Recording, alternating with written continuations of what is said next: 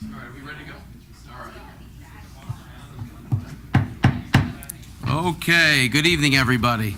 Welcome to the Township Committee meeting of June 11th, 2024. Ms. Brake, please call the roll. Committeewoman Hand. Here. Committeeman Lapani. Present. Committeewoman Payne. Yes. Deputy Mayor Ciccarelli. Here. Mayor Britting. Yes, here. Administrator Ferrera. Here. Attorney Willard. Here. All right, please join me in a salute to the flag. Pledge allegiance to the flag of the United States of America and to the republic for which it stands, one nation, under God, indivisible, with liberty and justice for all. Please be advised that in accordance with Section 5 of the Open Public Meetings Act, Chapter 231 of the Public Laws of 1975, notice of this meeting was made by posting on the bulletin board at the Hillsborough Township Municipal Complex and notifying the officially designated newspapers that this meeting would take place at the Hillsborough Township Municipal Complex at 7:30 p.m. on tonight, June 11, 2024.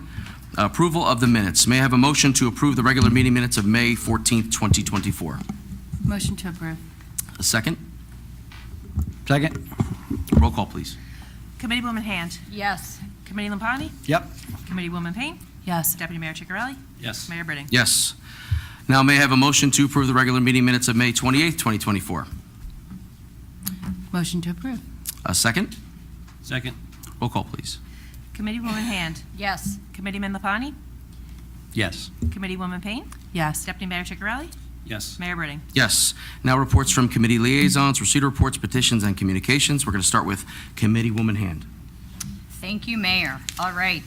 From the Health Department, the Green Living and Wellness Fair was held on Saturday, June 1st. It was a beautiful day, and I hope a lot of you got a chance to get out there.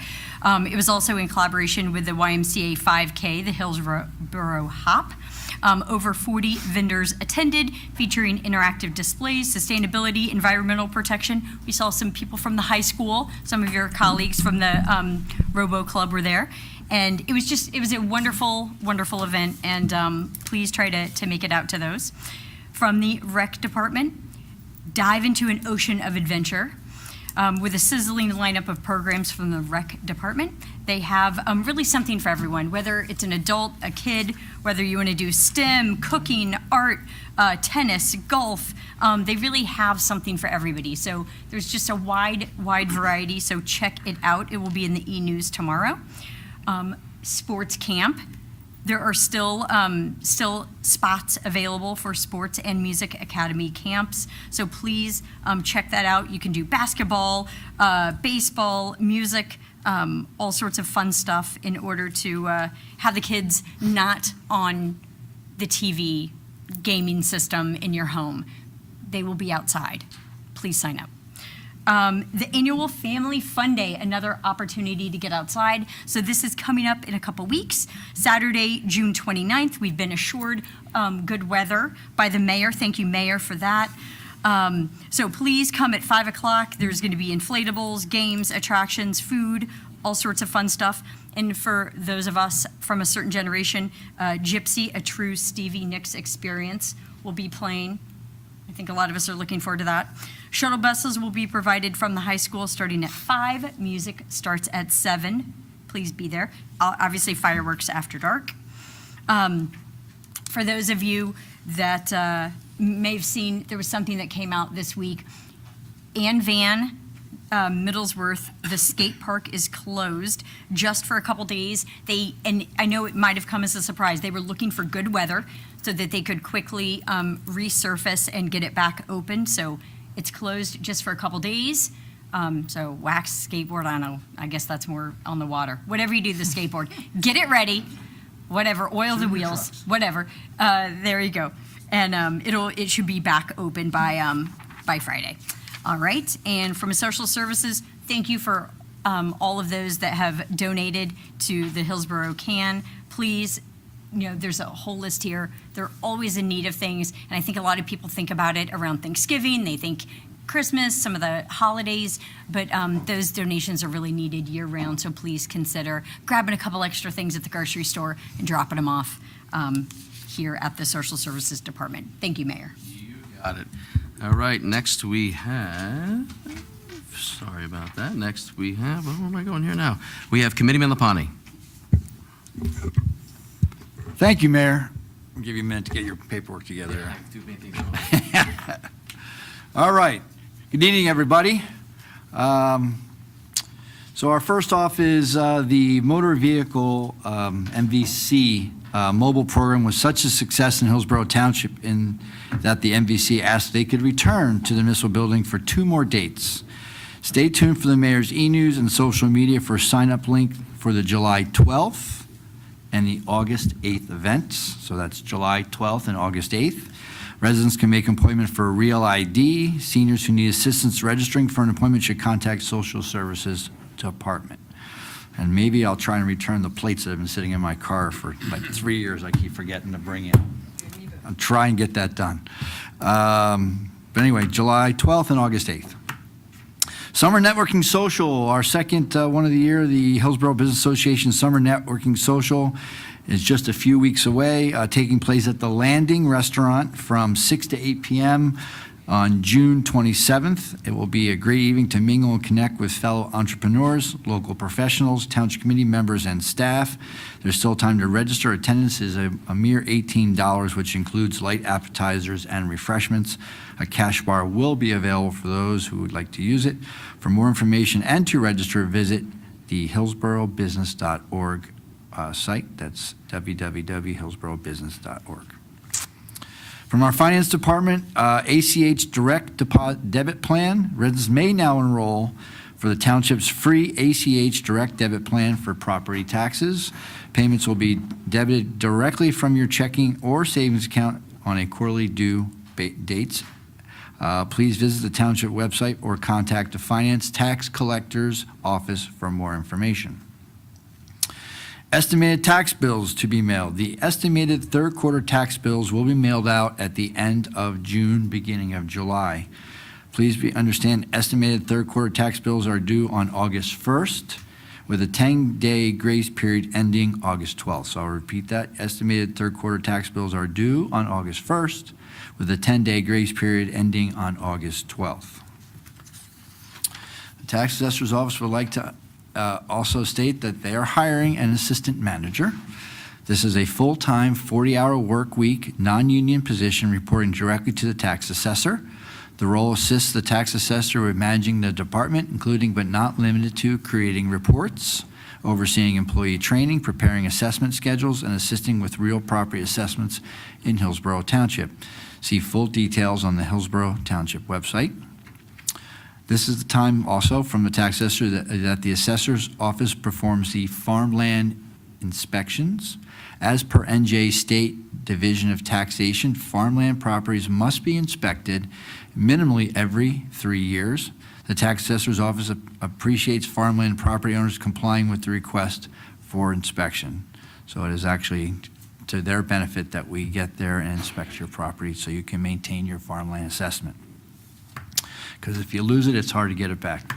So, and lastly, from the Municipal Alliance Borough Safe, it's back. Roll the drums. If we have a slide, puppy yoga is back, ladies and gentlemen.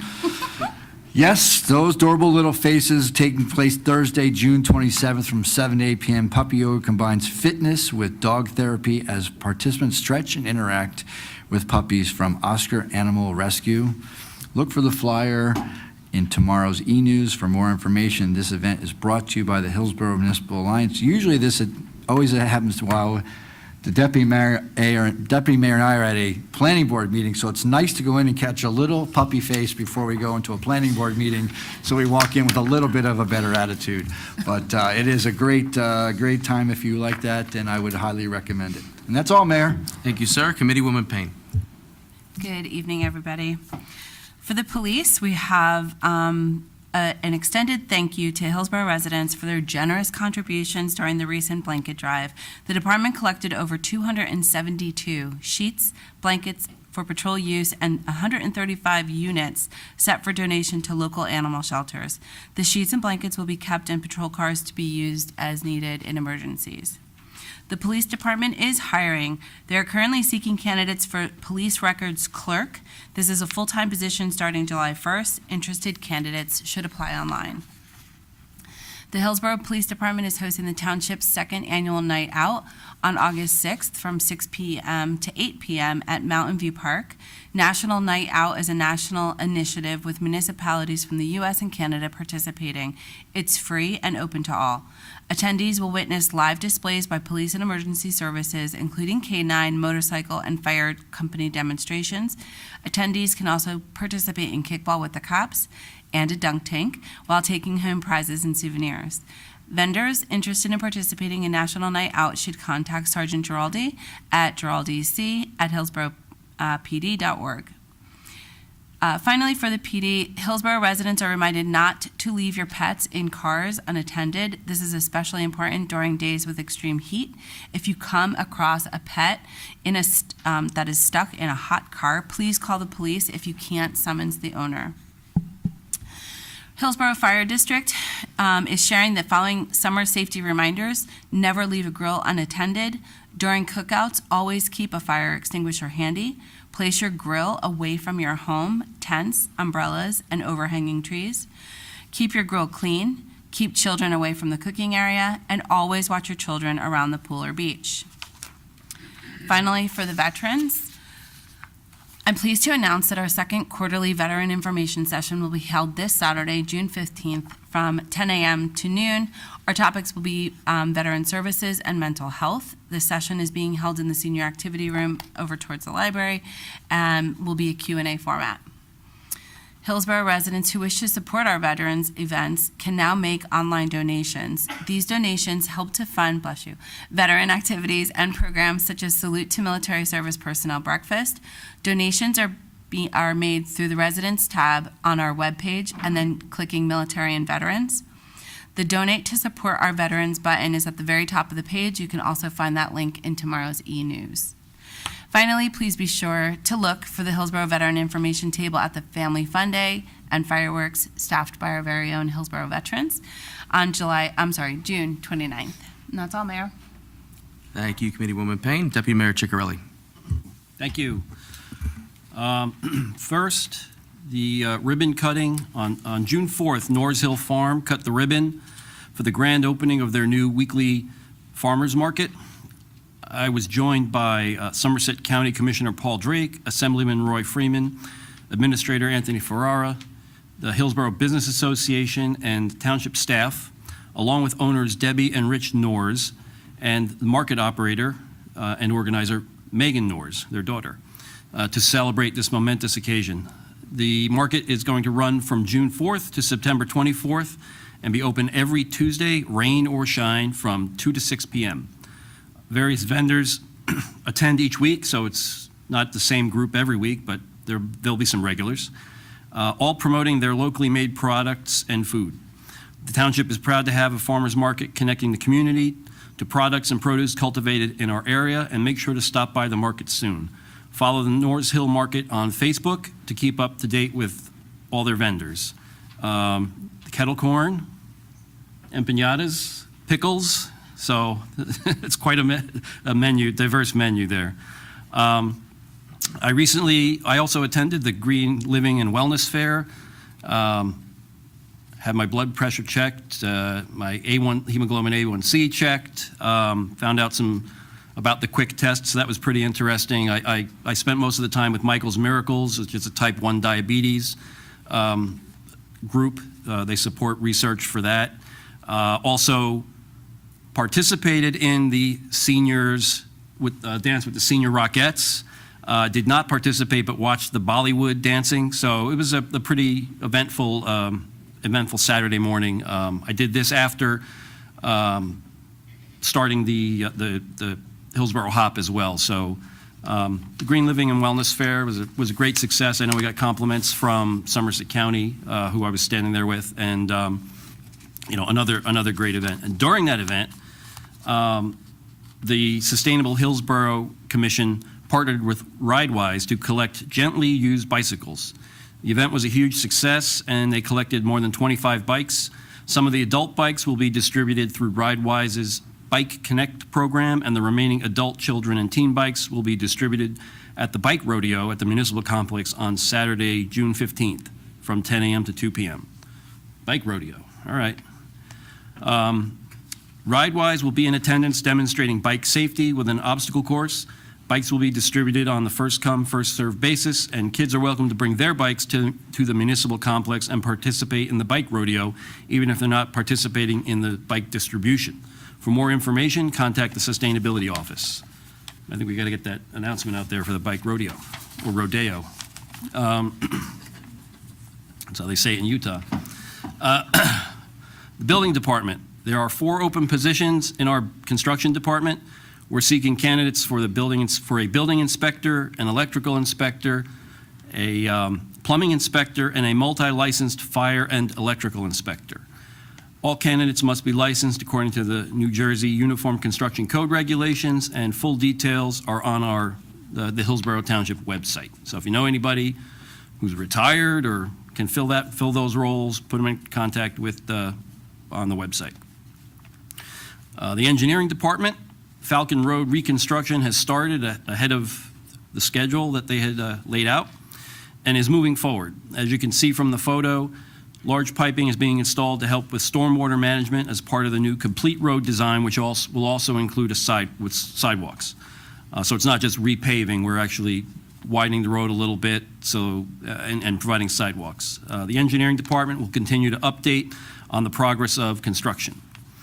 Public Works, the Clean Communities team from Public Works will be participating at Family Fun Day on June 29th. Please come by and visit their tent as they have some great giveaways.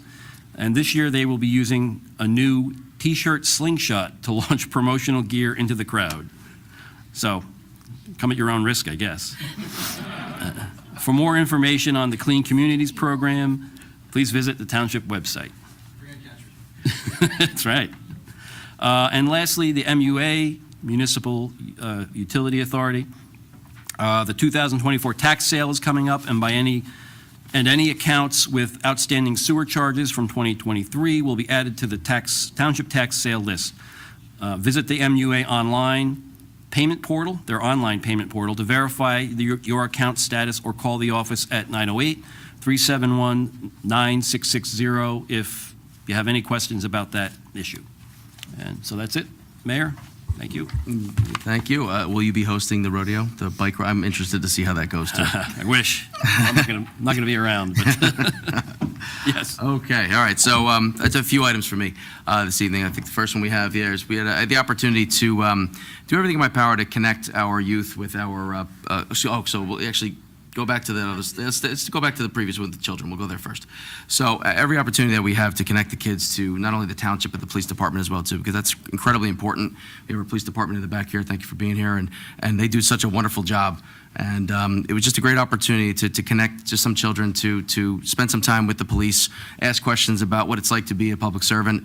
They had a chance to walk and do a little, get a taste for what it was like in the police area. They saw the jail cell. They saw everything there, and they got an understanding and a good conversation with 3 police officers who did a wonderful job of explaining to them what they do for a living and all the details there. So it's just another great opportunity for the town to connect the children to the police, and we're going to continue to do that.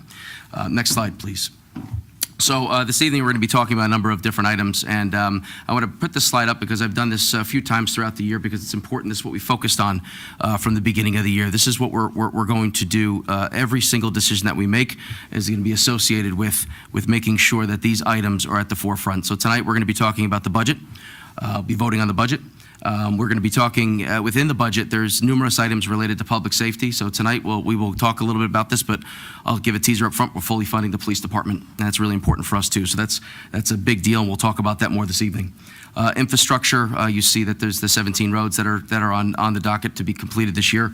and open space as well, too, has been a priority for the past few years, and as it should be moving forward to protect the land that we have. New business ratables, I'll talk about some of the items that we have with some of the new opening of the new stores in town. We have about 20-something new businesses that are looking to come into Hillsborough, and numerous more as well. So I wanted to preface the remainder of the evening after we give out the proclamations with what we're going to be focused on, because we are very focused on our objectives this year. Next slide, please. So next, Deputy Mayor Ciccarelli, you could jump in on this one too. We had the opportunity, he's the engineer, I'm not, I'm just some guy when it comes to this, but we had the opportunity to spend a lot of time with the Robo-Raters. I mean, they're some really, really incredible children. They're really, really smart, and the STEM activities, you could just tell the way that their minds are structured and the questions that they asked us and other events, and just the projects that they work on. Parents are incredibly proud of how hard they've worked. And Deputy Mayor, is there anything you want to mention from your time when we were there presenting? Well, you mentioned STEM, but part of the robotics club includes marketing, fundraising. So it's not just the technical side of it. They actually structure the organization like a corporation. And my comment was, when I went through the list of all the different departments that they have, I said, I did just come off a job where we were consulting on a nuclear power plant, and it was all the same divisions. So I was like, you're building a robot.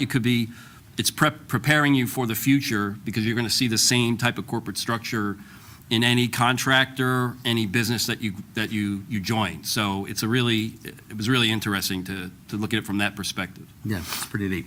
Really incredible. Really incredible kids there too. So next slide, please. This is Locks of Love. I had the chance to go there today. Now, this is another wonderful event. I spent a little time, Mr. Volpe, there today too. It was at Amsterdam School. And 10 young ladies cut at least 10 inches of hair off to donate for cancer patients, little children. It was a really incredible event, and I won't do enough service to it for all the details, but over the past, I think it's 19 years straight, they've donated over 120 to 130 wigs for children in need. It was incredible. Parents were crying, the children were happy. The moms were crying, but the girls weren't, which was kind of cute.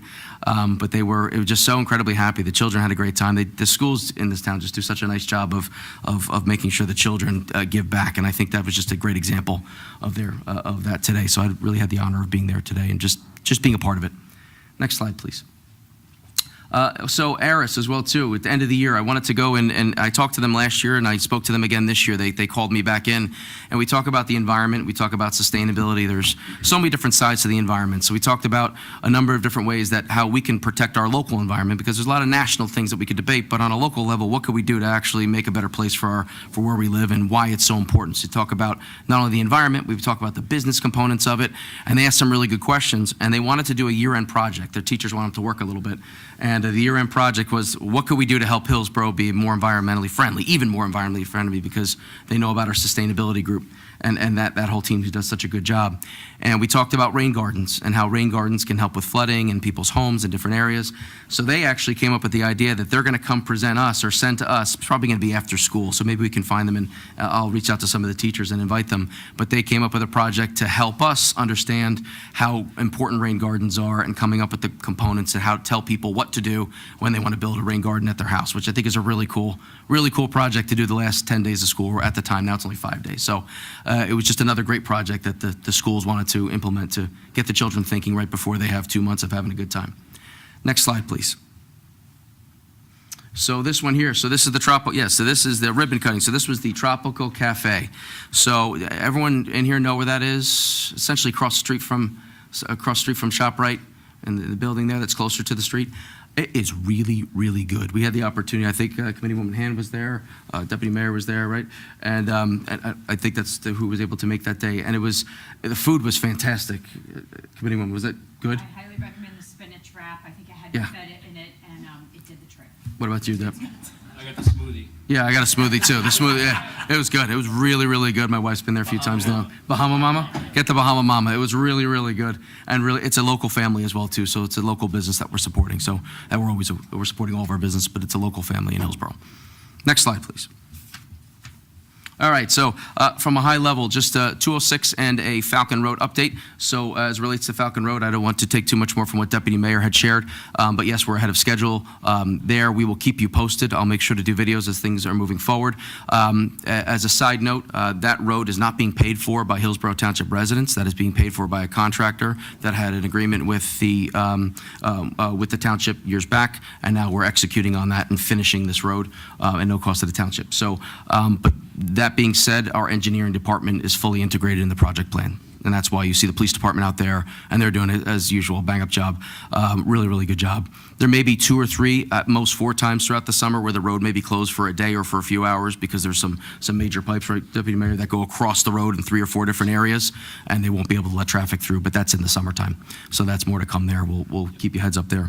As it relates to 206, 2 weeks ago or so, a week and a half ago, I was given indication from the chief of staff, one of the chiefs of staff over at the chief of staff at the DOT, that they had a new contractor.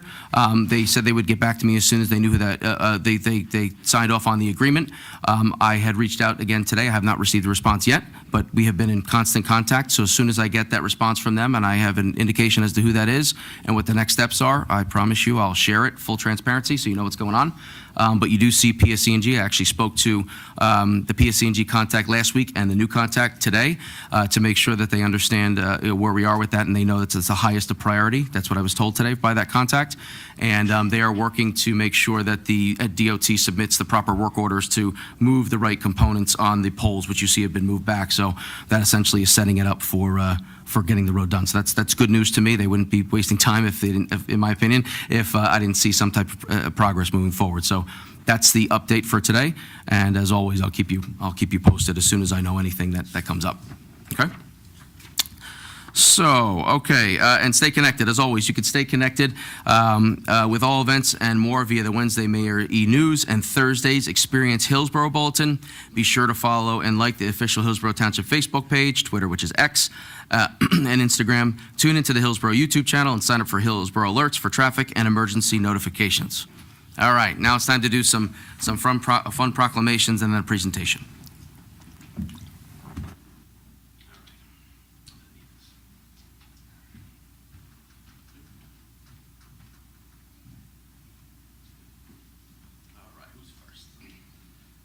Starting with number 1, I assume this is the art here. This is art. Let's start with that one, right? Thomas Marquetta? Yes. All right. Thomas Marquetta.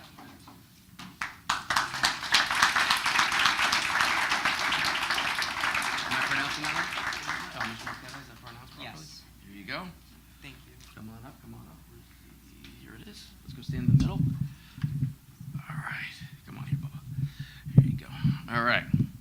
So Thomas Marquetta, Hillsborough High School sophomore, has won a total of 9, is this on? Okay, 9 gold medals this year at the Somerset County Area Special Olympics Swim Meet and the Central New Jersey Sectional Special Olympics Swim Meet combined.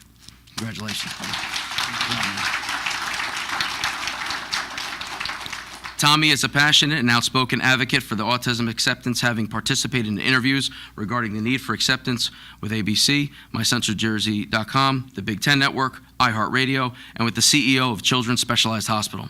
Tommy participates on a Special Olympics swim team, the Rising Tide, and the Hillsborough High School swim team.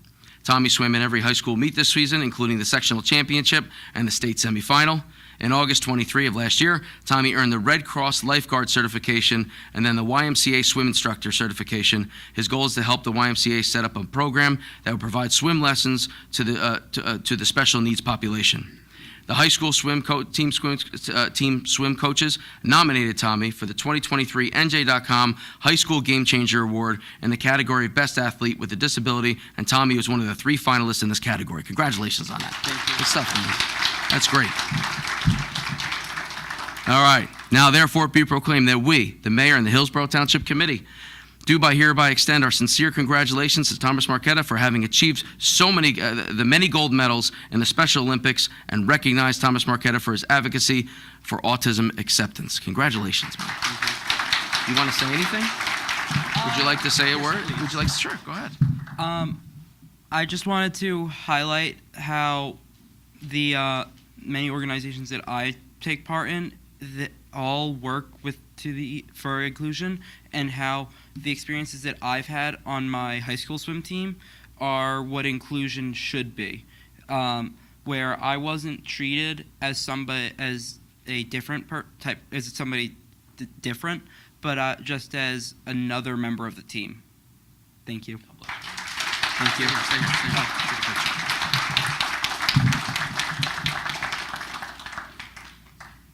Parents want to come on up?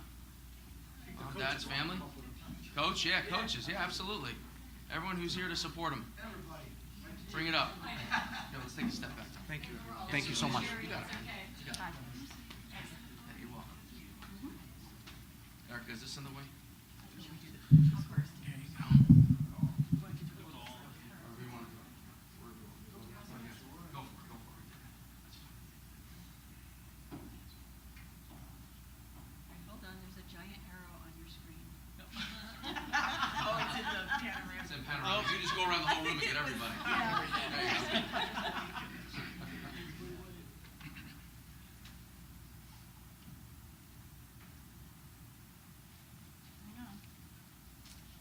Want to come on up? Come behind her and take a picture, guys.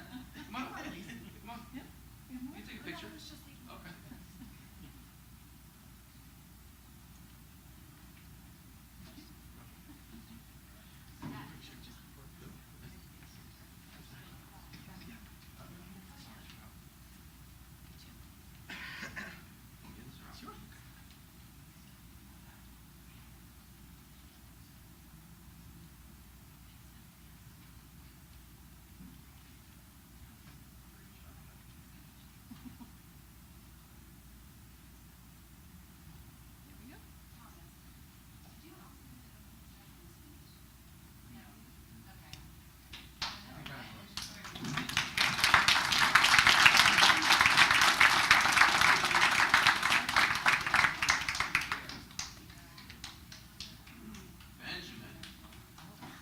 Benjamin.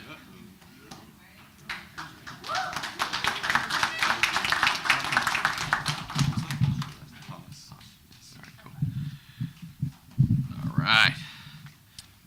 So Benjamin Haas, a Hillsborough High School junior and a member of the Boy Scout Troop 489, has achieved the rank of Eagle Scout. Congratulations, that's awesome. Not easy. Not easy.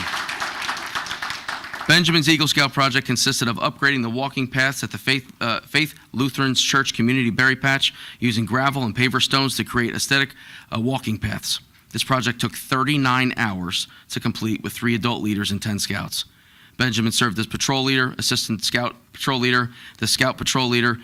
Benjamin also taught fire safety, camping, geocaching, and Okanichon? At Okanagan Scout Reservation. I'm going to ask you to explain what that is in a moment. All right. Benjamin is a member of the Latin Honor Society, the Hillsborough High School varsity robotic team, is manager of carpentry and peer mentor. Benjamin's also involved in the Hillsborough High School Theater Company. He volunteers as an usher at the property cleanup days at Faith Lutheran Church and has participated in the Crop Walk for Hunger, Feed My Starving Children, Operation Shoebox, and the cleanup of the Rahway River watershed. Now, therefore, be it proclaimed that we, the Mayor and Hillsborough Township Committee, do hereby recognize and extend our sincere congratulations to Benjamin Haas for having achieved the rank of Eagle Scout, an honor for both himself and for those who guided him. We with the best wishes for a very bright future. You do way more than most people. God bless you, man. Good for you, man. You want to say anything? Sure. Why not? Hi, everybody. I feel like I've been in Scouts for basically all my life, and I just wanted to thank my dad for really pushing me through, even when most of the time I didn't really want to do it. But thank you. That's about it. As your first Cub Scout leader, I'd like to say that you enjoyed every moment of it, and I'm glad to see you and Vivek here. Family, want to come in? Family, friends, and anyone that wants to support, that's here to support?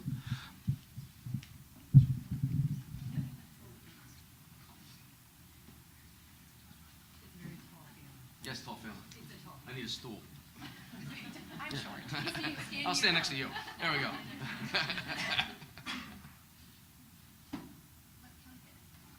Yeah, you go to mommy. Sorry. Picture position, what do we call that? No, I'll lay across the front.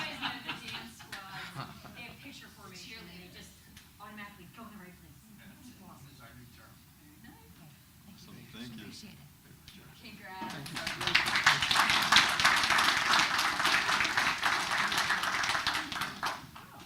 Vivek. All right.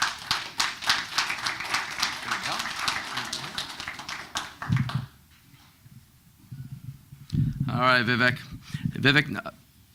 Nagarajan? Nagarajan. Vivek Nagarajan, a Hillsborough High School graduate and member of Boy Scout Troop 489, has achieved the rank of Eagle Scout. Congratulations.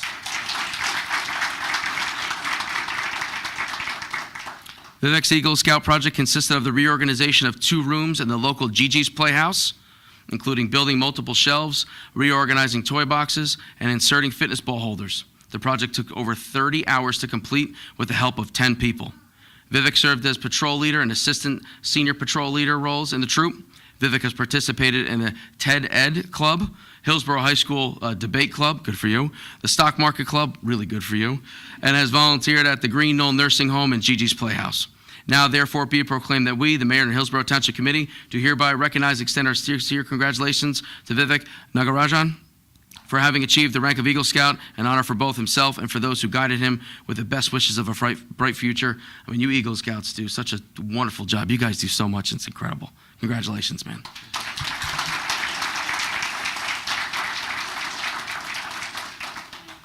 I just wanted to thank everybody, like every single adult leader, every single adult who's helped me throughout my scouting career. It really means a ton. Just thank you. Good for you, man. Here, come on, stay here, stay here. Anybody want to come up that's supporting? Stay over here, buddy. We're going to take a picture. Come back with me. Mom, again. Here, grandma. Yeah, well, next thing. Okay, just some guy. I'm just some guy.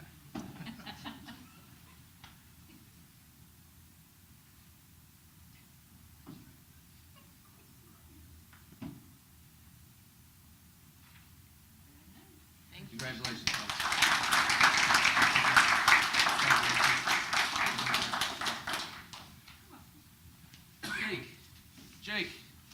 Jake from State Farm. Come on up. Come on up. Here we go.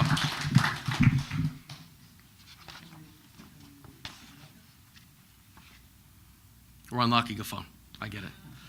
Got to give me your password. Aha. All right. Jake Stephen, a St. Joseph High School graduate and member of Boy Scout Troop 489, has achieved the rank of Eagle Scout. Congratulations. Jake's Eagle Scout project consisted of creating and installing a 10 by 12 storage shed for the storage of church supplies for feast days and festivals. The shed took 254 hours to complete with the assistance of 12 scouts and 11 adults. Jake served as senior patrol leader, scribe, librarian, and crew chief for the Philmont Crew 630-Q03. Jake is a member of the Model United Nations Club, good for you, editor for the Vignette Literary Magazine, great, the team leader of St. Joseph High School Investment Club. I'm going to say great again because the money's important when you guys grow up. Come on. You have to know invest your money. He has also served the St. Joseph Senior Home, the Feeding Hands Food Pantry, and Adult Daycare of Somerset. And you guys are great.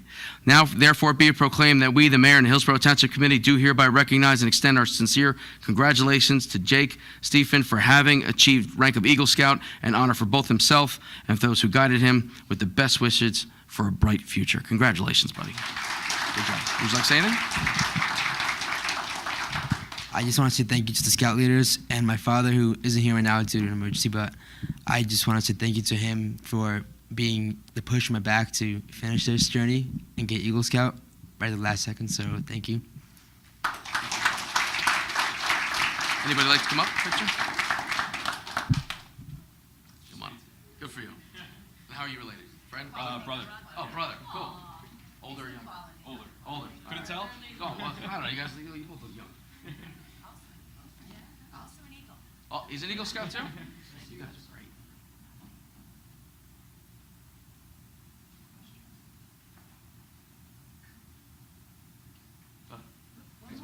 You got it.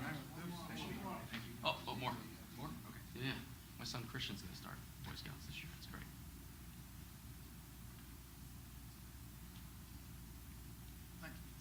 Everybody's got to do Oh, yeah, this is official. This is official.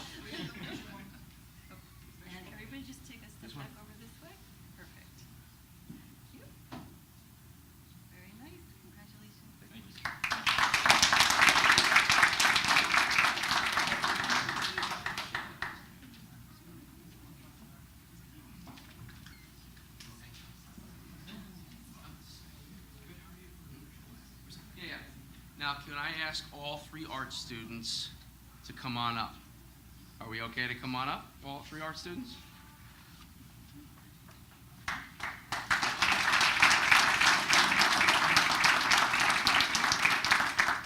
you hand this to Matthew, please? Matthew, here you go, buddy. Hold that. Here you go, Lily.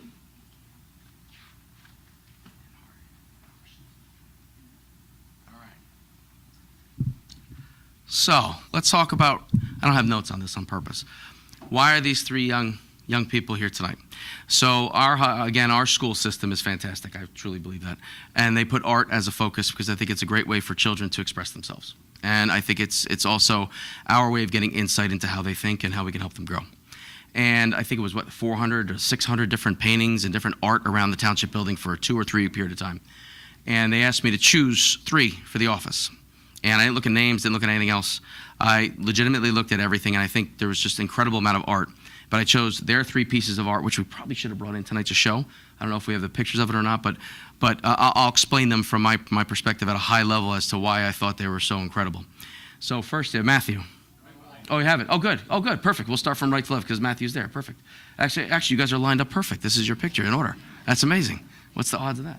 So Matthew, I chose Matthew's because it wasn't a picture. It was an actual piece of clay art. And, the bald eagle is a really important feature for the United States. It's our bird, our country bird. It represents freedom. And we have a bald eagle's nest in Hillsborough in Duke's Farm. We're very lucky to have that. It actually flies over our house. Very lucky to see that. My children have seen it a number of times. And I just thought it was incredibly creative for a young man. And what grade are you in? First grade, to do something like that. And I just thought it would be great to display that in the mayor's office. So his art is being displayed in the mayor's office right now. So big round of applause for Matthew.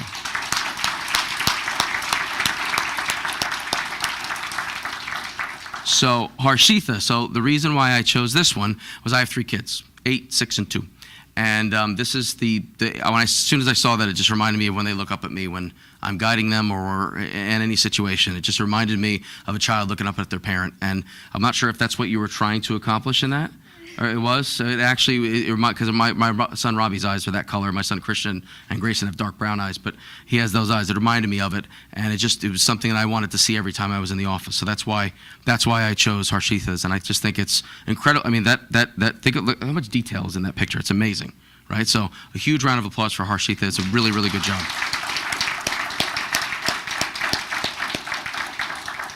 Now, Lily Campbell. So Lily, I chose Lily's because, we live in Hillsborough, and I think we have the greatest sunsets on the planet. If you've read anything I wrote, it's true.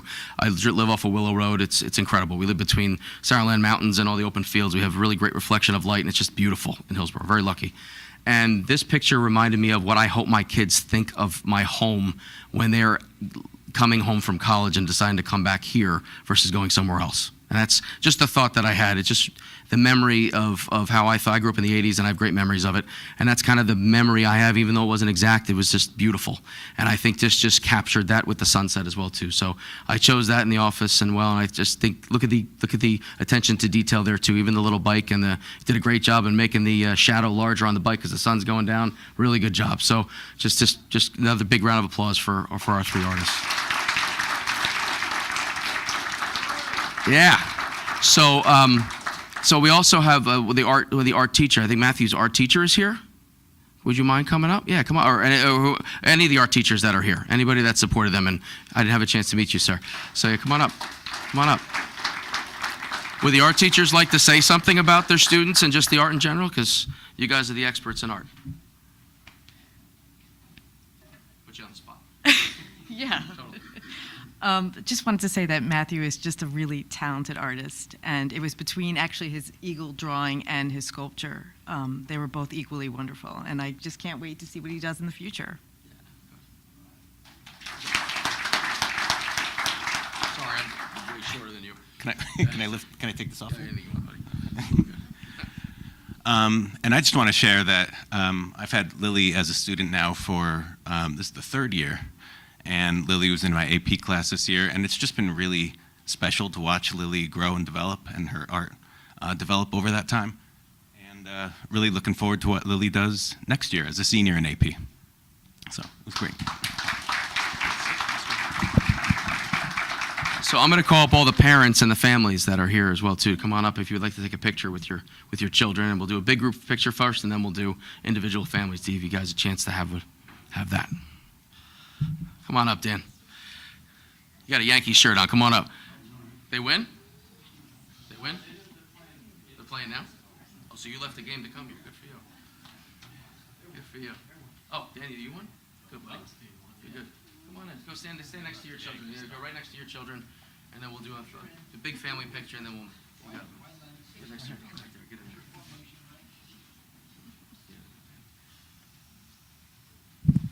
All right.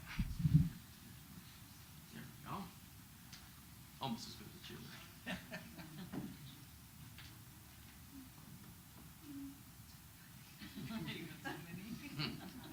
You're gifted at that.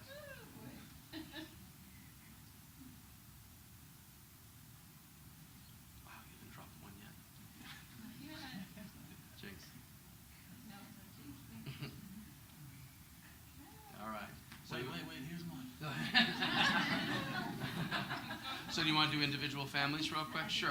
So how about everybody moves this way, and we'll do Matthew's family first, since they're over there, and we'll work down the Harshita, and then we'll just do in the order that we had the pictures. How about that? Guys, come on in the middle here. Let's go in the center here.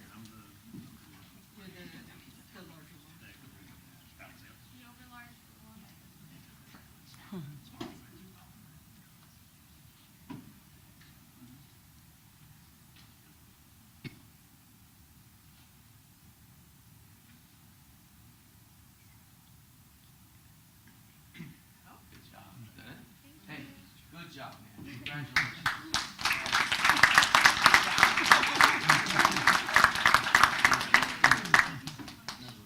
Harshita's family.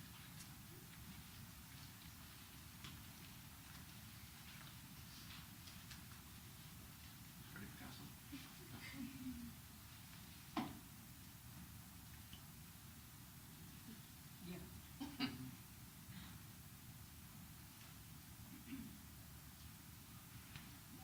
Good job.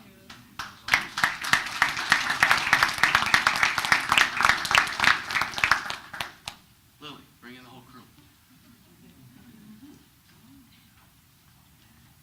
You want to hop in if you want to get in. Yeah, I'm sorry. Yeah, something. Yeah, it's fine. Yeah, it's okay.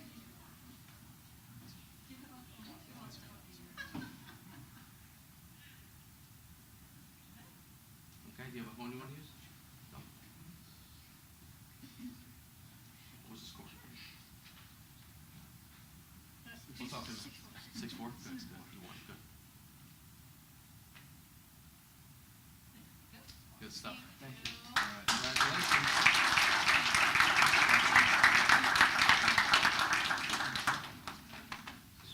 Good to see you. I'm Papa Dan. This is Papa Dan.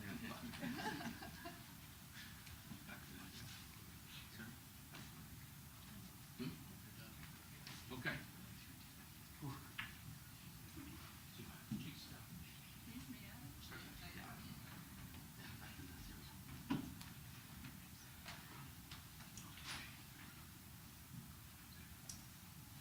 So we're going here now? Take a break. Take a break. Okay. All right, so this concludes our proclamations. We will have a, oh. Yeah, we're gonna have another, okay, so this concludes our proclamations. We have a short presentation from the Wildlife Commission upon return. Congratulations to all of our recipients tonight. Thank you for joining us. We will take a 2-minute break, and then we'll get back into it. Thank you, everybody.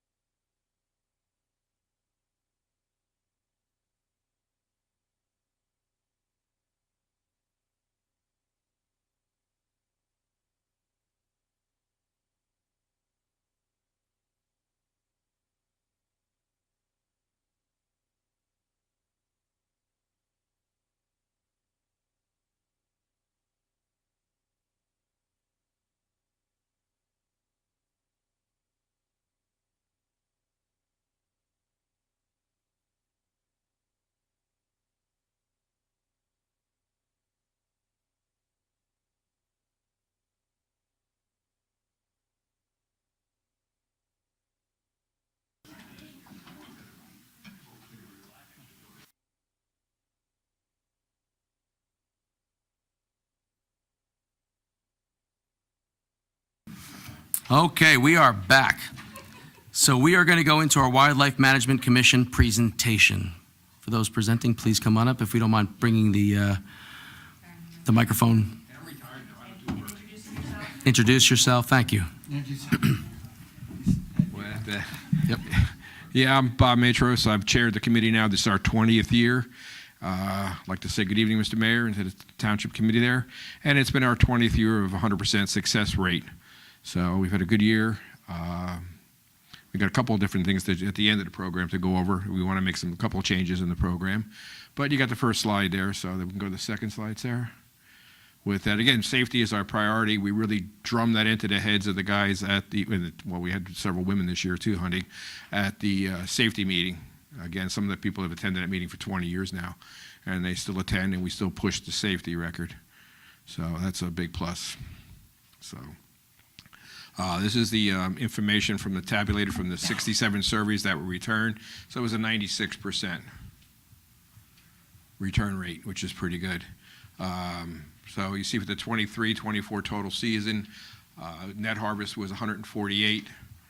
It was 33 for firearms, 115 for archery, and it was $63 and 85 does. So you want to keep the doe harvest up as high as you can because that's to reduce population.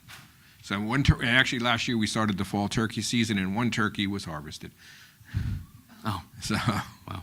So it was a total of 1,200 days hunted last year in the program. With that, the motor vehicle, I can't read that with that, was, there we go.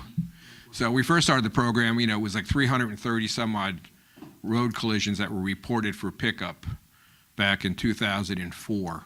And we're down to, well, year before last was 92 and 114 last year. That's reported for. So the numbers have gone down drastically, which is good.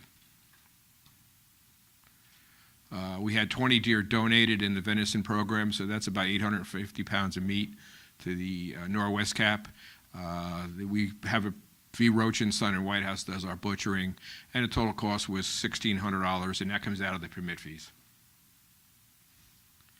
So for this year, we'd like to continue with the Hunters Helping the Hungry, continue with the New Jersey Wildlife, to our annual Hunters Orientation meeting.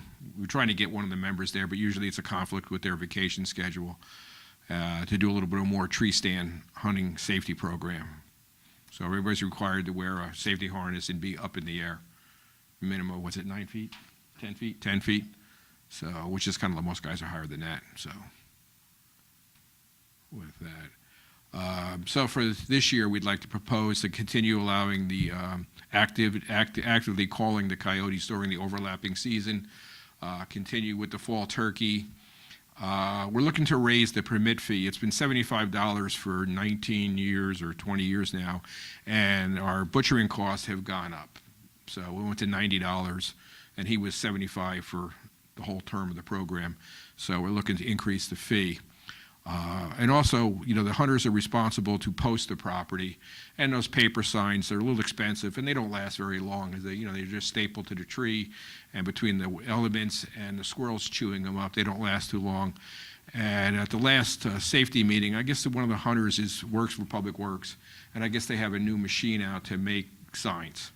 So we're asking if we can use the excess money left over from the permits to have some of the metal signs made up that we can allocate throughout the years to the different hunting properties, and they'll last a long time. So what you're asking is that the increase in fees would essentially break you even based on the new cost? Yeah, the money that's left over. I mean, last year we Gotcha. had 20 deer, there's 60 Makes hunters sense. or so in the program. Yeah. So, there'd be $4,000 left over in the program on the average of 20 deer. Gotcha. We can, do some of the signage, like Montgomery has some of the metal signs up on their hunting programs. Got it. Okay. And, it Understood. just tells that hunting is going on, and we could do it in the parking areas, things like that, where they have access, and start with the bigger properties where some of the people have public access to and hike and things like that. Got it. And they just last longer. They'll last for years as opposed to the paper signs. Yep. So that's what we're asking. So Can you do anything with the coyotes, or is it just the pelt, anything? the coyotes, I guess I've never got one. I guess they either they have the hide done, Okay, A lot of it's predator control. right, of course. You don't need coyotes establishing into an area because they'll overwhelm the area. They breed Very fast, yes. fast, and Yeah. and I didn't know if you could do they go anything with after them. wildlife. They go after domestic Domesticated, animals, yeah. dogs, cats, things like that. Mhm. They're all over town. You see them once in a while. People think they're sure. dogs running through. Yeah, no. And usually, if you see a coyote in the neighborhood, you see the back end because they don't stop for nothing. No. They're afraid of Mm-mm. everything and they just take off. Yep. So. I was just But, curious. that's a problem during the hunting season for the coyotes, is usually while you're sitting there, if one tends to come by the time you could react, they're gone. Yep, sure. It's really hard to get a shot at them. That's why during the call, there's an overlapping season between bow season and shotgun week, Yep. where we could call the coyote in. Yep. So with a predator call, and a lot of times they'll come in, but nobody's gotten some Yep. the program there. It's basically predator control. Some people eat them, though, but I would never do that. No. No. So, any other? I saw one hunting show, a guy actually was eating one, so I'd have to be I pretty mean, hungry. if that's the only source you have, we Yeah, don't I'd judge. have but to be pretty hungry yeah. for that.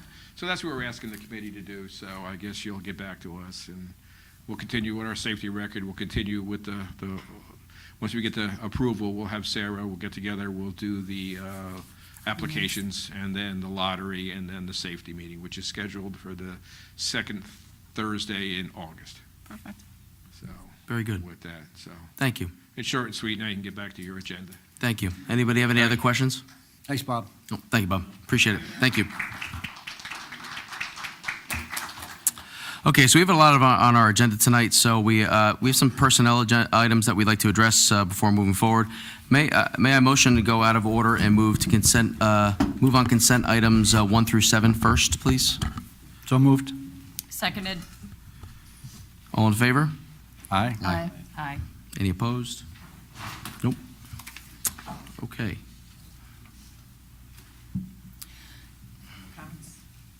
Actually, we need to do Please, roll call first, right? Yeah, roll call. Roll call. Roll call, yeah. Committeewoman Hand. Yes. Committeeman Lapani. Yes. Committeewoman Payne. Yes. Deputy Mayor Chicarelli. Yes. Mayor Brady. Yes. I'd also just like to make a comment that it's, really warming to me to be able to sit with the chief and interview some people, and it's really nice when we have valuable candidates that are going to add to the community as well as the township. So I'm very proud of the candidates that we have coming. Okay. So any comments from the dais, right? We second, all in favor? Yep. We roll call that, we're good, we're good. To go out of order, and now we'll vote to pass after comments. Any public comments, yeah? Any public comments on consent agendas 1 through 7? Me. Dais, any comments from the dais? Mr. Ferraro? Thank you. Anybody from the committee first? Go ahead. I'll just, mic on. Also echo the fact of welcoming our new police officers to the force. It's always nice to turn over new people and keep the force fully staffed, as well as our new hires that are moving up into our positions of that we are open. So welcome. Thank you. So I do have a little bit of a long list, which is a good thing. So I did want to and thank the committee, obviously, for recognizing the PD. Just so, as it mentions as the resolutions, Lieutenant Scott McCarthy promoted to captain, Sergeant Christopher Engelhart promoted to lieutenant, Corporal Christopher Peltek promoted to sergeant, and Corporal Rick Titchener to promoted to sergeant. I know Lieutenant Nowacki was here, and Chief McMahon, thank you for being here to support them as well as the 3 new hires that were mentioned. Also wanted to mention the employees who are here this evening. Also want to thank our HR manager, who I know is working on some projects, and thank you for staying, Harriet. First up is Justin Rotolo. Will be taking over as the administrative assistant over in DPW. Want to thank Rich Reserve, director, for being here tonight, and Michelle DeBell, our assistant manager as well, supporting and mentoring and coaching Justin throughout the last few years. Justin became permanent part-time assistant public works in April 2022, and he's been actively involved in the township's Clean Community Program. So welcome aboard to full-time. Welcome. Also, super happy to have back Anita Prasad, our infectious disease specialist, public health nurse, back in the health department. Also, Siobhan Spano being here this evening as well, supporting Anita as well. Anita is a doctor of nursing practice and New Jersey licensed registered nurse. She's been working with the township since 2023 as an infectious disease specialist, public health nurse, as part of the strengthening local public health grant. Prior to that, also, she was a pediatric nurse practitioner and registered nurse for 6 years. So, really happy to have you as part of the Hillsborough team and continue to work on the grant. Next up, we have Brian Spisso, who's going to be the field representative for the tax assessor. So we're happy to have Brian aboard. Brian served in the U.S. Army for 8 years. He was awarded the Combat Action Badge and Army Commendation Medal. I want to thank him for his service and welcome here to Hillsborough. So welcome aboard. Jackie D'Ambroso, for the administrative assistant to the health department. I want to thank Siobhan again for being here. Jackie has been with the township since February. She worked as the violations technician in the municipal court, and prior to the township, she was a senior administrative office manager for 13 years. So we're happy to move her up in the program as well. Next, Samantha Ball, being promoted to assistant planner and sustainability program manager. Super happy for Samantha as well. She started as a floater in 2019, went through our Hillsborough Leadership Team program, as well as a leader for our HOPE program. She was, again, hired as full-time in March of 2021 as a full-time administrative assistant in the Economic Business Development and Sustainable Department. Then she was promoted to office administrator in September 2022. She's successfully worked and behind the sustainability program. We're like top in the state. So we are super happy for all the employees here and the promotions here that we have this evening. And we know there's going to be great things for the employees here. And I want to thank, again, Harry for being our HR manager and the managers who are here this evening who support those employees each and every day. So congratulations. Thank you, Mayor. You got it. Comments from the floor on items 1 through 7. Sorry about that. Well, while the floor is coming up, I do want to, as a member of the Personnel Committee, I do want to thank Harriet as well, because I know she keeps the department heads aligned, let's say, or in the hiring process. So we're not just hiring people. There's a process. We get quality candidates. We get quality people coming in who can then be promoted up, which is what you see here today. And the same goes for the police department. They have their own rigorous hiring organization committee who vets the candidates before we get them, and their own internal.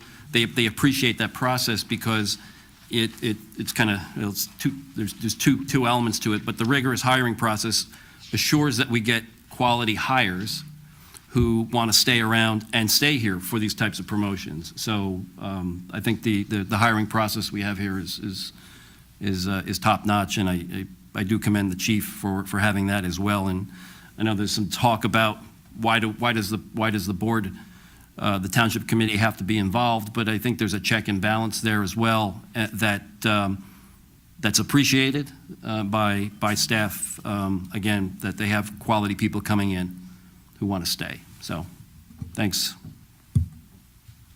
Ms. Janusik. Maria Janusik, 720 East Freck Avenue, Manville, New Jersey.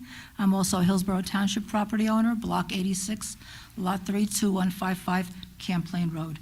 In regard to consent number 2, resolution authorizing the promotion of Lieutenant Scott McCarthy to Captain, Sergeant Christopher Engelhardt to Lieutenant, Corporal Christopher Peltak to Sergeant, and Corporal Rick Titchener to Sergeant, effective July 1, 2024.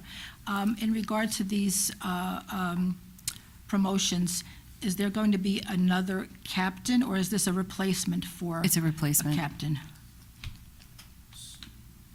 Yeah, go ahead. It's a replacement.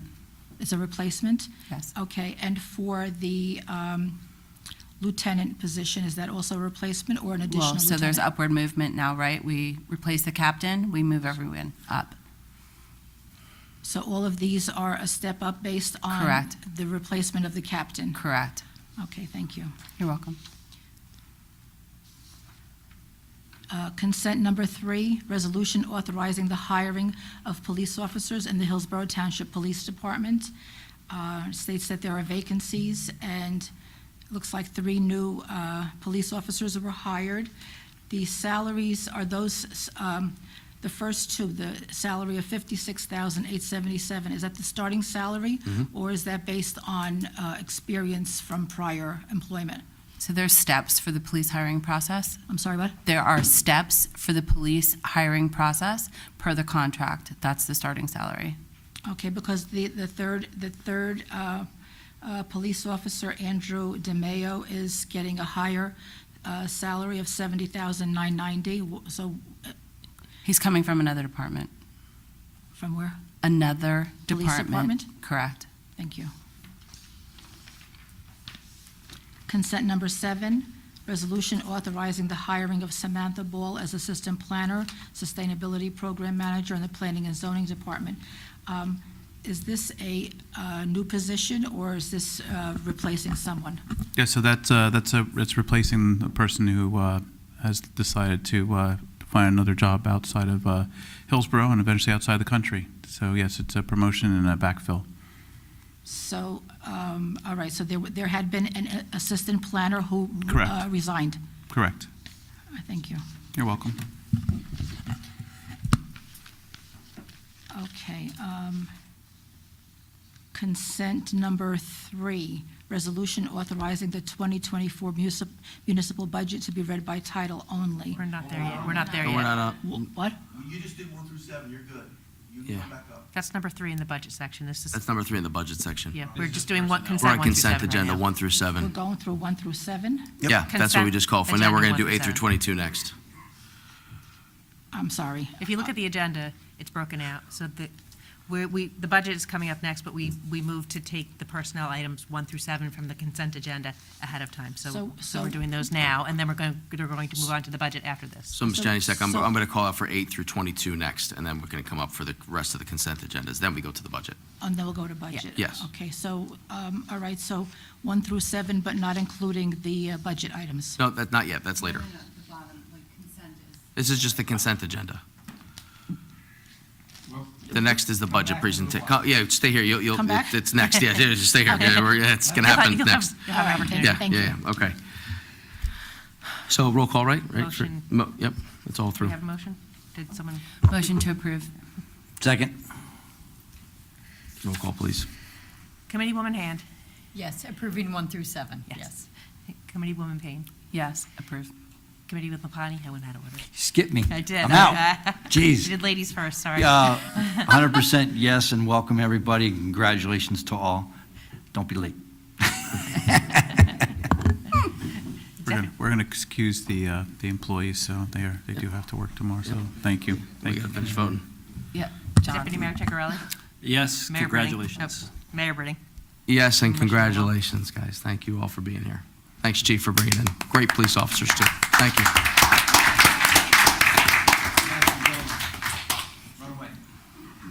Okay.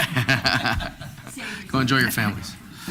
All right, so now we have consent agendas 8 through 22. May I, right, no, yes, what's the number now? Because it's different on my Aren't we list. doing that afterwards? 8 Yeah, we're doing the budget through... next. We're doing the budget now? Okay, got it. No, we're Yep. going, finishing the consent agenda. No, we're actually doing the budget now. Oh, going back to... We're doing, go back to the Okay. budget. All right. So we are now going to have the, so Ms. Janusik, this is now where we're going to do the budget presentation. Ms. Noon, our Alicia Noon, our CFO, will come up and present the budget. Just give me the sign. So she's standing up there.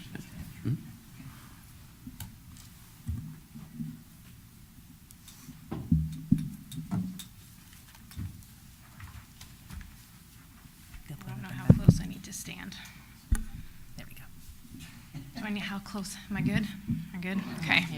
All right. So you can go to the next one. Oh gosh, I'm so nervous. Thank you, Mayor Britting. The 2024 municipal budget was challenging, but the finance liaisons, Deputy Mayor Ciccarelli and Committeeman Lapani and Administrator Ferreira worked diligently to balance the budget while still providing the level of service that meets the expectations of the taxpayers. So the presentation that follows is a reflection of the amended 2024 budget. This chart that you're looking at here shows the main components that make up the tax rate. You'll see the school, the county, the municipal, and the fire districts. This is the 2023 breakdown, as 2024 is not completed yet. So the school taxes made up 64.61% of the tax rate. The county taxes, including the library and the open space, were 17.75. Municipal taxes accounted for only 13.56, with the municipal open space at 1.3% and the fire district at 2.79.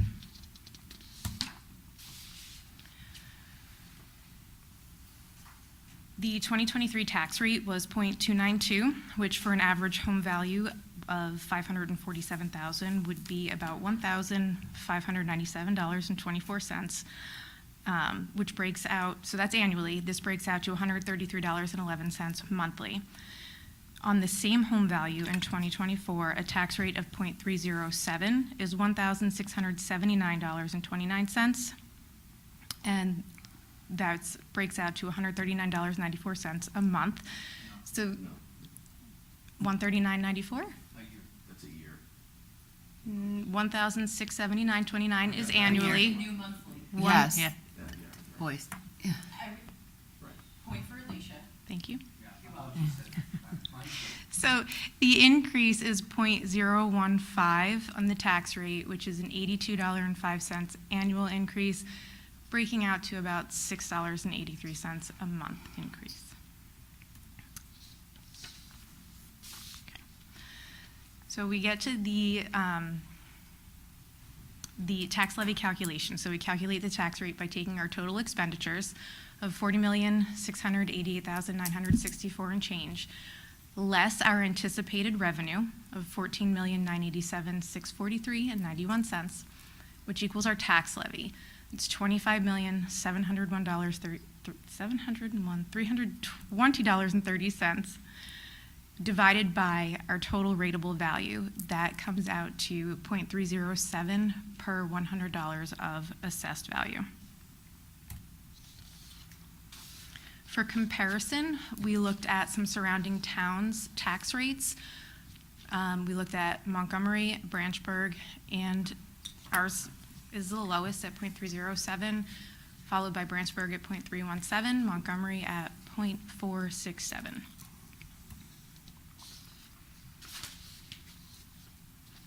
This pie chart shows our 2024 budget revenues.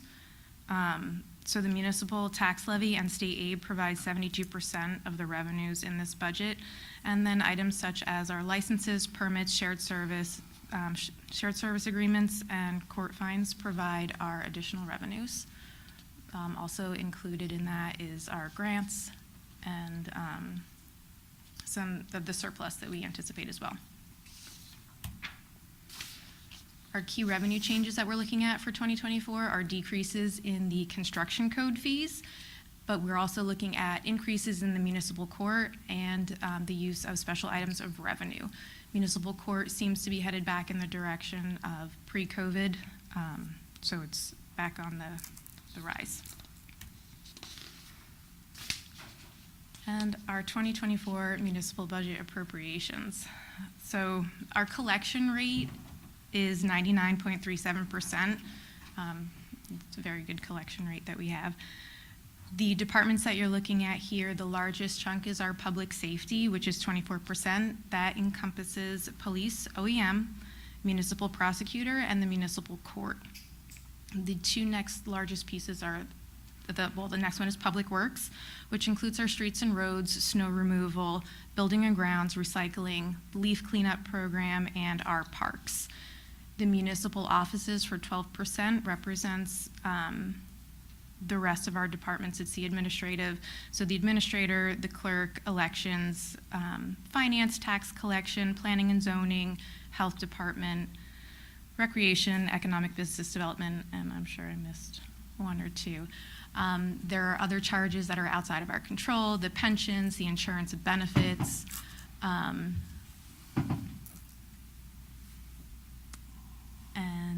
the deferred charges and debt service as well. These are some highlights for our 2024 municipal spending appropriations. Our debt service did increase slightly, which that increase was increases by $428,000 up to the $3.3 million that you see to cover for the road repaving portion of the principal from the 2018 bond that we issued. We also have the mandated pension contributions, health benefits increase, our capital improvements, and we had a moderate winter, so snow removal did increase slightly as well. And then we have our bond rating. We have very high credit quality with a very low credit risk at a AA+.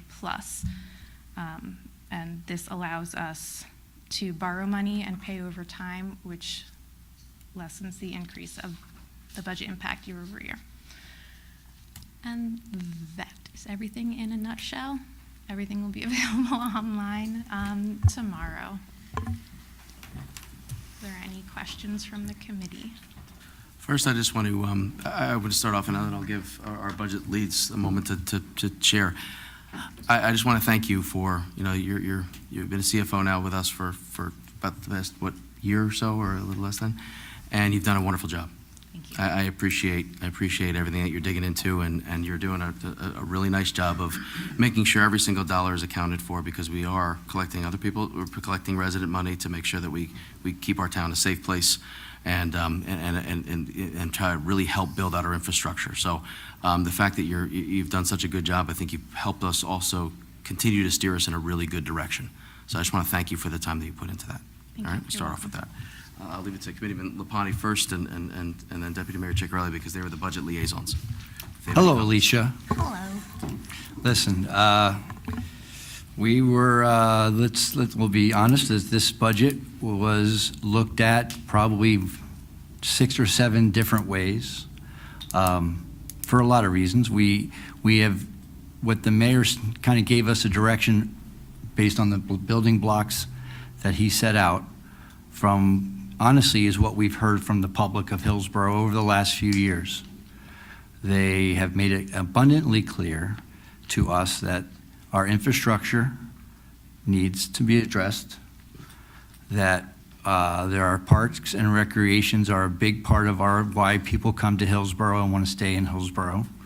And they wanted us to address some of the amenities that are new and wanted, plus some of the areas of disrepair that needed to be addressed. And lastly, and maybe more importantly, is public safety and welfare of this community. We are not any different than any other municipality in this state of New Jersey, but we made a commitment to do everything in our power to give our police force what they need to keep us safe.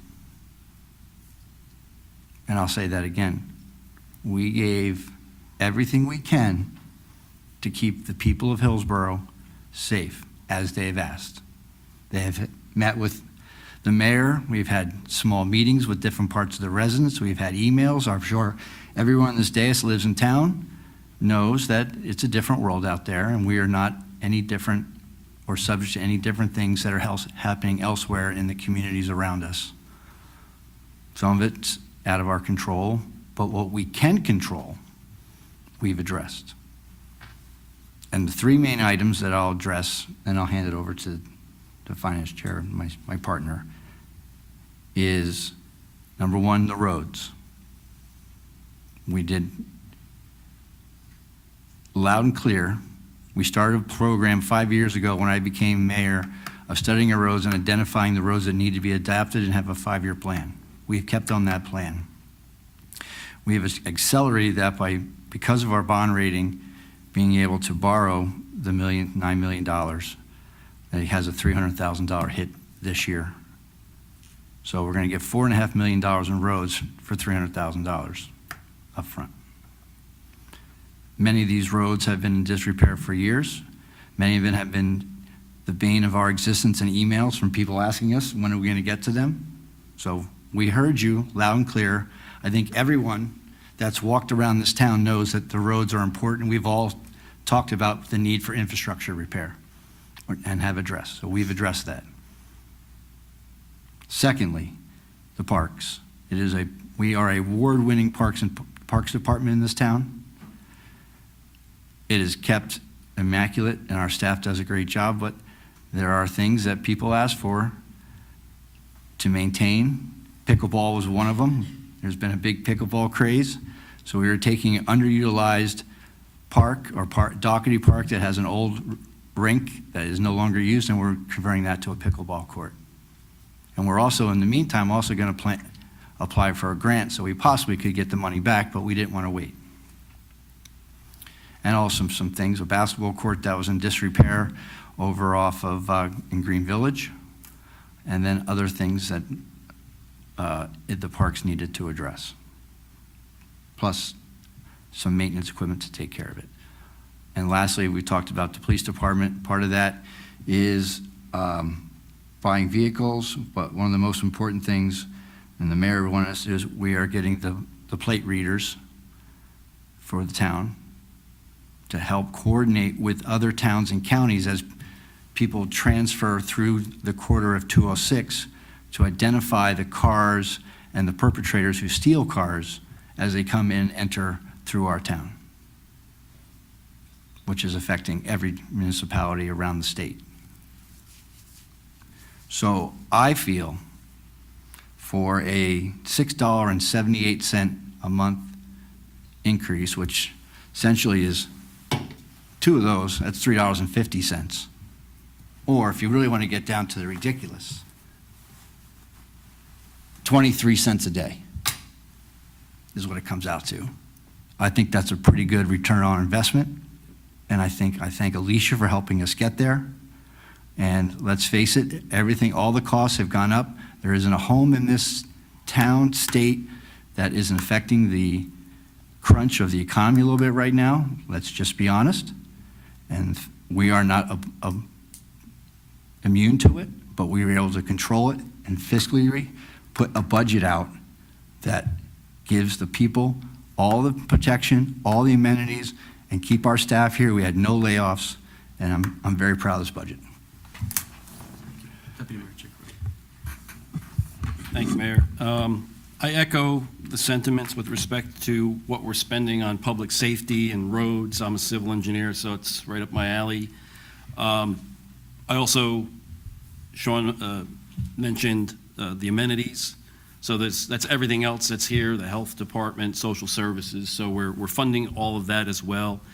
Alicia, I know this is you had to get through the audited financial statement for 2023, which helps set the path forward for 2024. Yes. And so, this process started back in November when we started getting capital requests, and it didn't make sense at the time, right? You had to figure out you can't spend more than you get in revenues. So we had to figure out what we did in 2023 so you could set 2024 going forward, plus the hit so that's where we took the hit on construction, right? There's no construction going on, so we lost all those fees.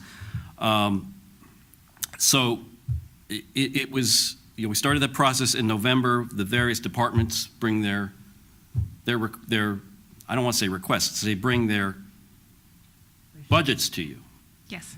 The wish list as well. The wish list is the wish list is exactly what it says. So they wish they could have more. In addition to the capital requests they have, there's a wish list. And I know at some point you also consulted with the auditors as far as addressing some of the audit concerns. They are what they are. Everybody has audit concerns to be addressed. That's what they're for. So you've been addressing some of that and some other, let's say, management processes and treatment of accounts in different ways. It's your office now. So what you're you know, you want to do things a slightly different way from what they were, like combining the electric bills. That's one of them. So, and processes for approval on spending, it's all welcome. We like what you're doing with the office. We're going to start working on the capital plan for next year and other things. Yeah, thank you. So we'll be behind you on that. And so we do appreciate what you've done. Like I said, we've been going at this since November, and it took a long time to finally get to the point. And we're actually a month early from what it seems like we're late in the year. It's June, but we're actually a month earlier than we were last year. So Yes. next year, we'll shoot for May. We'll right? Sounds like a plan. So, I like it. I like where we're at, and, Sean's been working on the finance committee for a long time, so he was the lead, but appreciated working with him. We fought through some stuff. We had input from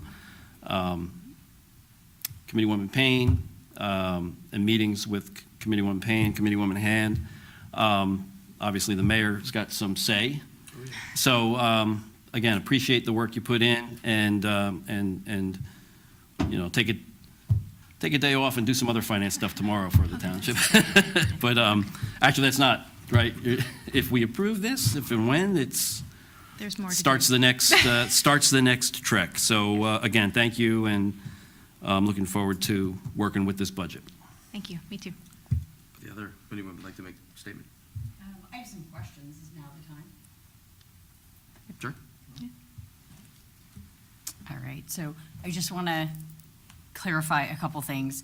And again, this was my first time going through a municipal budget, so quite a learning experience. So looking back at the supplemental debt statement, I just want to clarify that the debt for the township, $23,882,734.87. I'm not sure that is, we have a supplemental debt statement that was issued after the annual debt statement. And I'm reading from the supplemental Okay. debt statement. Okay. So this was, I think, just posted Okay. recently, right? It says 325.24. All right. So 25 million and change, we'll call it. And then we added 9 million for the road bond that we'd voted on, which brings us to a debt of 34,882,734.87. Is that the total debt for our town? Right off the top of my head, I don't have those numbers memorized, but that does sound like it's around the right number, All yes. right. So we as a town, Well, the 9 million isn't encumbered yet, so it's not actually a debt until you actually spend the money. all right. But on the debt statement, I just want to clarify that it says our debt is 34 million and change. Okay. Okay, all right. So then just hopping over, just digging a little more into the debt, just wanting to talk. So now I'm looking at the annual financial statement for 2023, and just looking at the debt statement, I'm looking for page 33 for anyone following along at home. So just looking at the debt service for the township, there were 5 things listed on here dating from they were passed in 2014, 2018, 2021, but it looks like they were issued in 2016, 2019, 2021, 2023, and 2021. My point here is, when I look at this, that 22 million, we are, of these 5 debt service lines, we are actually paying only interest pretty much on 4 of the 5. So for the 5, we are really just paying interest at this point. We're not even touching principal. And on 1, we're just kind of touching a little bit of the principal. So that debt just continues to stay on our books. And we talked about roads, and I agree. I've lived here for 17 years, and nobody wants to drive on bad roads. And it looks like when I look at what was allocated for roads, in 2019, 4 million, 2021, 2 million, 2023, 2 million, and now 2024, 9 million. And we talked about the disrepair. my thought is, why are we letting it get to that point? Why are we not looking ahead and planning? And what was going on in these past couple years where we didn't allocate enough? And I understand that you weren't the CFO, but there's folks up here that have been part of this and have that history. So why, we talked about, the town is in disrepair. It's like almost at this point of emergency is how it feels right now. Well, oh my gosh. I don't know about you. I'm a homeowner. I'm not going to let something get to an emergency level. We should be paying attention and looking at this as we go along. We need to be responsible each year. So, again, $34 million in debt, correct? I really have to go back and look at those numbers. I didn't come prepared with the annual debt statement or the AFS. I came for the budget presentation, so I'm really sorry, Committeewoman. So Ham. Samantha, Okay. I like to say you've had a month to look at these numbers. You also had a week of the new budget, yet you didn't come, and I asked you if you had any particular questions you'd like to get answered before the meeting so you could have that information. You haven't given one question or email to any of us to maybe answer these questions, so Alicia could give you the information you need as opposed to just pouncing on her with no information in hand for questions. Number two, the roads that are being done were done after a road study, and we bonded out. And it is not uncommon. A lot of that bond is the bond that we have for the Mountain View Park, which SCIA owns, which we haven't gotten to permanent financing yet because we don't even have the paperwork from them because of the RAO. So you can add numbers all you want, but you need to add the background and the information to it to give it to why it is. But to sit here and ask questions of our CFO that you could have amply had answered within the last 3 weeks, I think is disingenuous and a little grandstanding. So number two, the roads that are being done have been done within the capital budget without blowing the taxes up because, as you know, roads are expensive at $1 million a mile or $500,000 a mile. The road study was done to identify the roads that were in need of repair, and they have been addressed. So most of the roads that we're doing with this $9 million are in the yellow and red. There are still plenty of roads that are in very good shape, so we are addressing those in a plan that will put us in a very good place moving forward to come up with another long plan of if you want to add $1 million plus in capital every year and then increase the tax rate.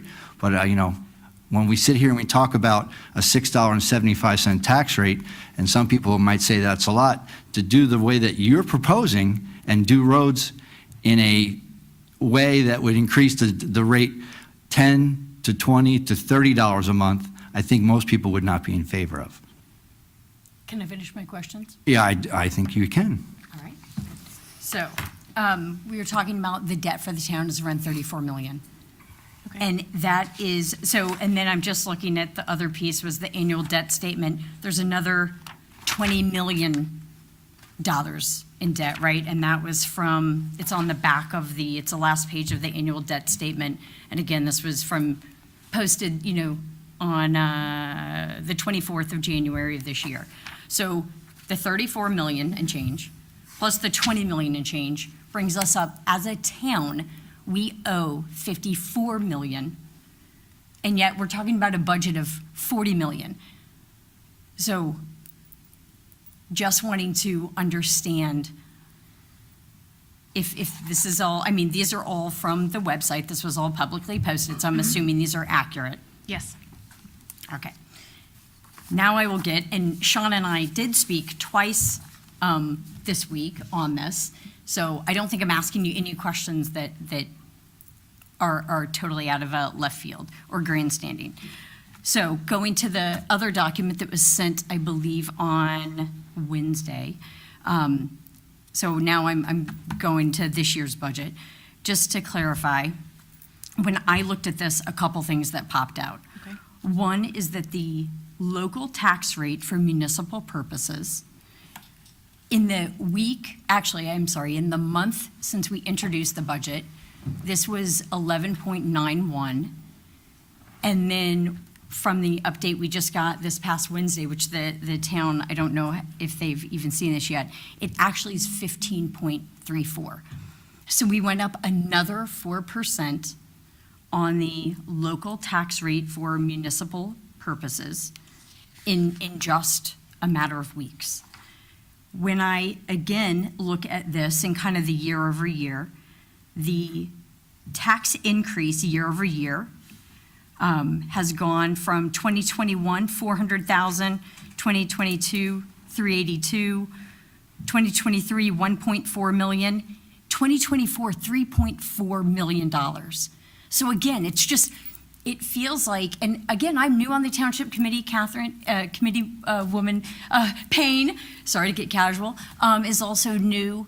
You know, I'm looking at this for the first time. It just seems like it was not well managed, and now all of a sudden we're needing to make up for it. So the taxpayers of today are needing to make up for transgressions or whatever you want to call it of years past, and it doesn't feel great. I also got my MUA bill yesterday. I think a lot of people did, so that was another $15. And I know we're talking, you're saying $6 here, $15 here. Guess what? It is money out of the pockets of our residents. And I have a responsibility, we all have a responsibility to make sure that this is managed appropriately and that we are responsible adults and that budgets don't get passed for political reasons or other reasons to make arguments look good. We should be doing the right thing for the town every single year. My last comment was the amount over I also under noticed the that cap. you didn't make any recommendations to us nor the CFO at all. Can I finish my No, question? because all you're doing is making statements, so we gave you ample time to make a recommendation, both when you met with the CFO and Deputy Mayor, and any time prior. And then, of course, I get a call as you're driving back from Montreal, because you hadn't even had a chance to look at it, because you were in Canada away. I'm sorry you were on vacation, but you had ample time to make any comments that you thought might be appropriate to this budget prior to tonight, and you made none. So you can continue to say all you want about being proactive and having concerns, yet you offered none. All right. Again, so back to, I'm still on the budget from this year, amount over under the cap. So 2021, 1,000 under. 2022, 26,000 under. 2023, $1 million over. And now 2024, 2.9 million over. Again, it just, it doesn't feel like it's well thought out. It doesn't feel planned. It doesn't feel in control. I think, I'm just looking, I think that was my last question. Thank you very much. If I may, please. Sure. Yeah, by all means. So Alicia, thank you. So I agree with Committeewoman Hand on a couple different areas. I think, you know, I look at things a little glass half full. So I think we are in a tough predicament as a town. And I think this refreshed committee with 2 new members has been able to shed new light on a lot of different aspects of the budget, thus changing some of the history that Committeewoman Hand mentioned for the positive. And our goal is, you know, it's really great to be able to look back at past CFOs and past committee members and see what was done or not done. My goal, and I think the goal of this team, is go forward. So I think for the go forward, you worked really hard at getting all of our discussions and wants addressed. We are adequately funding things that have never been funded before, such as the flock camera system for the PD. There are things that I feel like, again, environmentally, we can't control the world around us financially, right? And that financial environment is on us every single day. So I think, to your point, there is a lot of like ebb and flow, and things may not have been done well in the past, but I'm really looking forward to what we can do in the future with this steady footing that we're putting the town back on. And I thank you for your time. And I also thank Committeeman Lapani and Deputy Mayor Chigarelli for their time on this too. It's a big undertaking. And I mean, the numbers that Committeewoman Han mentioned are astronomical.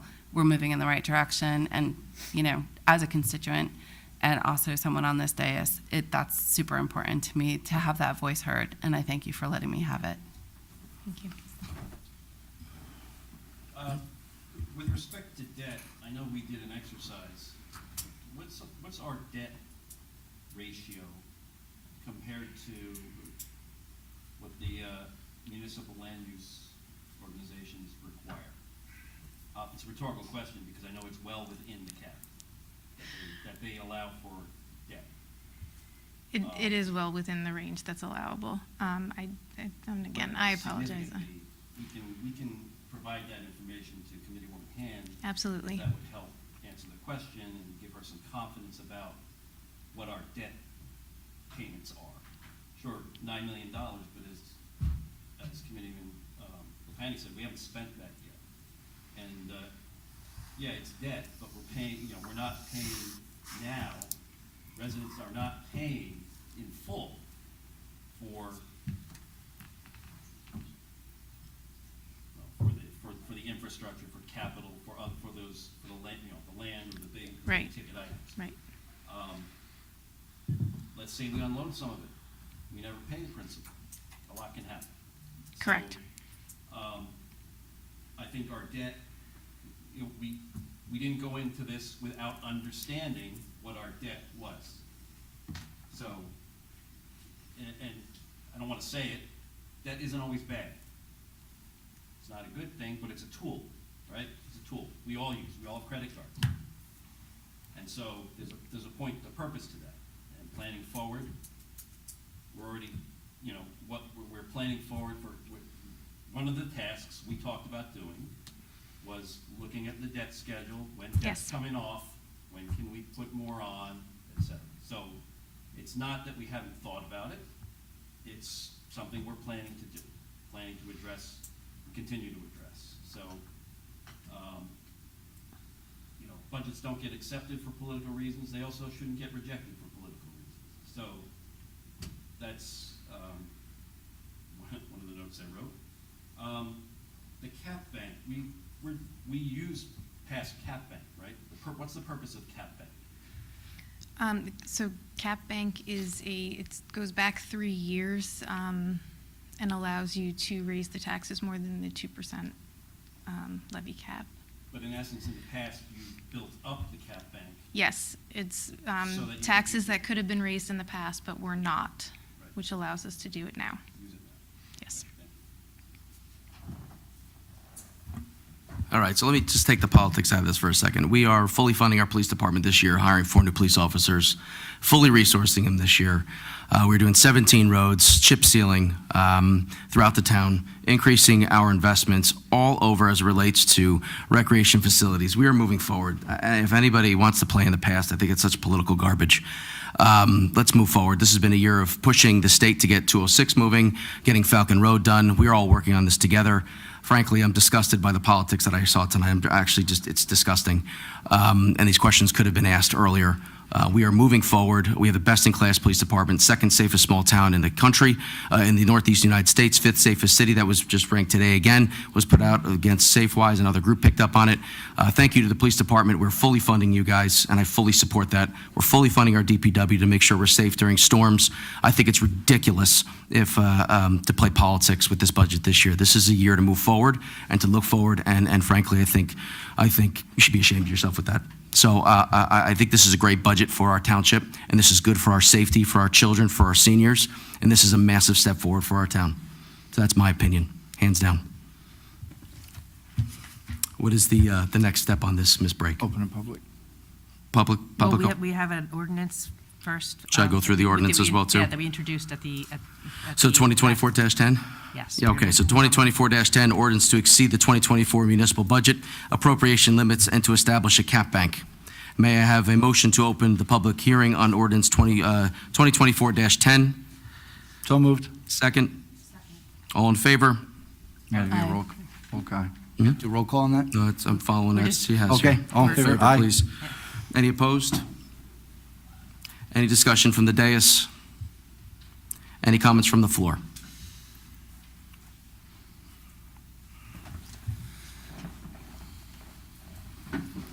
This is in regards to ordinance 2024-10. Item number 2, right? Yes, correct. It's different for me. Maria Janusick, 720 East Freck Avenue, Manville, New Jersey, and also Hillsborough Township property owner, Block 86, Lot 32155, Camp Lane Road. I find this very confusing, this order, because you're dealing with resolutions, and now you're throwing in the ordinance. Didn't get a chance to look at this and what it specifically says. So the ordinance is what? Is to approve the amended budget? No, this is an ordinance to exceed the 2024 municipal budget appropriation limits and to establish a cap bank. Only. Only. That's the one we're talking about now.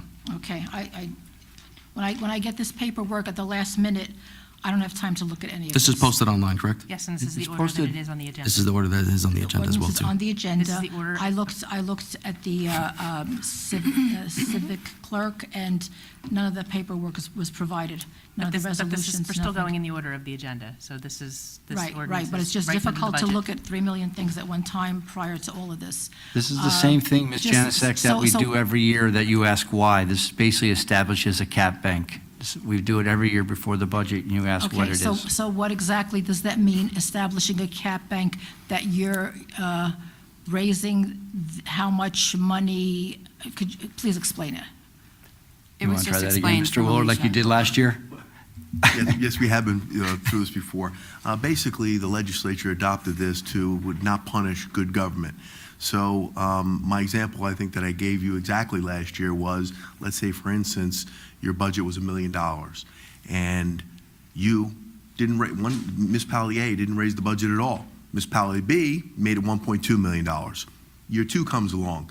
Again, municipality A keeps the budget at $1 million, but municipality B, they increase it even further. Now they're up to 1.5, but they're still within the cap. Year 3 comes along, and now all of a sudden municipality A says, I want to raise mine, and I want to go to 1.5. Sorry, you're outside the cap. So you're penalizing municipality A for good government in not raising it to the maximum amount they could every single year by not giving them this benefit. So what's happening right now is the township is banking those. So the legislature said, you know what? We're not going to penalize the townships for good government. What we're going to do is allow them to bank those. They can bank 3 years worth, and then if they need it, they can use it. So that's what they're doing. They're banking additional cap space that they could have appropriated, but they're not. So what exactly is it that you're banking money-wise? It's that it could have been increased by 1 or 2% or whatever, and so that money that wasn't raised by taxes can now be raised by taxes? I'm not quite clear. If you choose to in the future, right. I'm banking that in case I want it in the future, in case I want to increase my appropriations in the future. So Hillsborough has not used its caps the prior years? Hillsborough has not exceeded the cap in the prior years. Has not exceeded, but it has, So in other words, and they bank them and they keep on banking them, and then when they need them, if they need them, they can exceed the bank for that year and go into the bank. okay, so that's what this ordinance is about, Yeah. I can assure you, we represent municipalities, but it's not just the municipalities we represent. I don't think there's a municipality in the state of New Jersey that doesn't adopt this ordinance. The county adopts it. Every single municipality, municipal government throughout the state adopts this ordinance every single year. Okay, so this particular ordinance, all right, thank you. All right, so may I have a motion to close, right? No other comments I can see. A closed public hearing and adopt ordinance 2024-10. So moved. Second. Comments from the dais? Any comments from the floor? We did that. Roll call, please. We kind of did it out of order. Yep. Sorry. Committeewoman Hand. Yes. Committeeman Lafani. Yes. Committeewoman Payne. Yes. Deputy Mayor Chicarelli. Yes. Mayor Britting. Yes. May I have a motion to approve the resolution authorizing the 2024 municipal budget to be read by title only? Motion approved. Second. Second. Comments from the dais? Can you just clarify, in all seriousness, Sure. can you just clarify on this one, we're reading it by title only? Tell me, like, Mr. why are we Willard, reading by title only? give a definition there as to the So we reading. don't have to read the entire budget? Yeah. No, we're here, no, okay. All right, so we're approving the budget, but we're just calling it by title only. I'll never forgive you. I thought it was more of a- This resolution isn't approving the budget. This is just allowing it to be read by title. Yeah. Thank you. You're welcome. That's what I needed. Yes. Thank you, Sarah. You're welcome. Yeah. Comments from the floor? Ms. Janusik.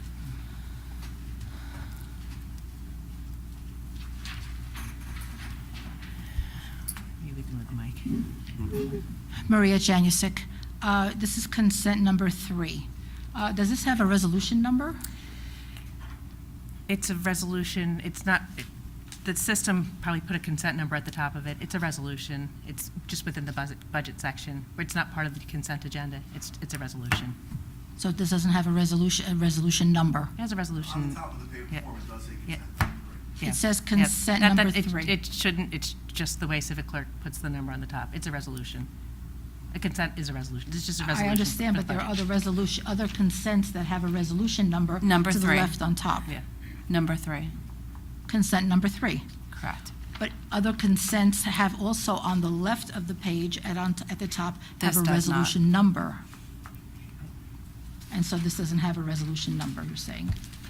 We could assign it one afterwards, but it just, the way the system runs the agenda and assembles the package, it didn't put one on it. Ms. Janusik, So this is it's- the one that, the title is Resolution Authorizing the 2024 Municipal Budget to be read by title only. I have it. I have consent. Okay, it that's says the one we're consent talking number about. 3. That's the one we're talking I'm just about. saying that this one, the ones in regard to the budget, have a consent number but not a resolution number.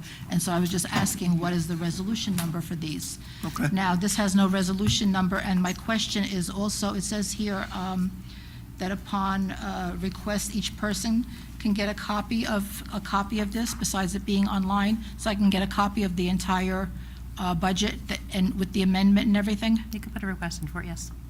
Yes. Okay. All right, so there's Matter no of need. fact, I believe it'll be on the website. What? It'll be on the website, is it tomorrow? Mhm.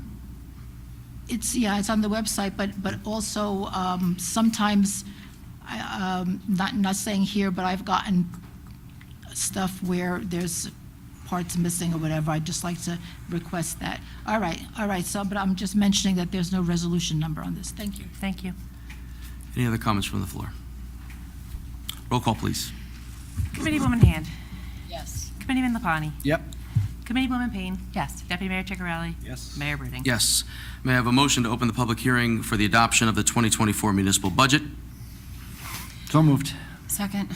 Second, all in favor? Aye. Aye. Any opposed? Discussion from the dais? Comments from the floor? Come back up.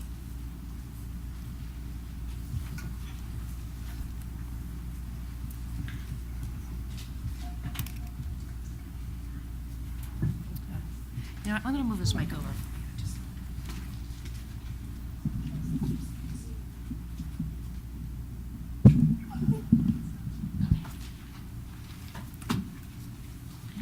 Maria Janusik, 2155 Camp Plain Road.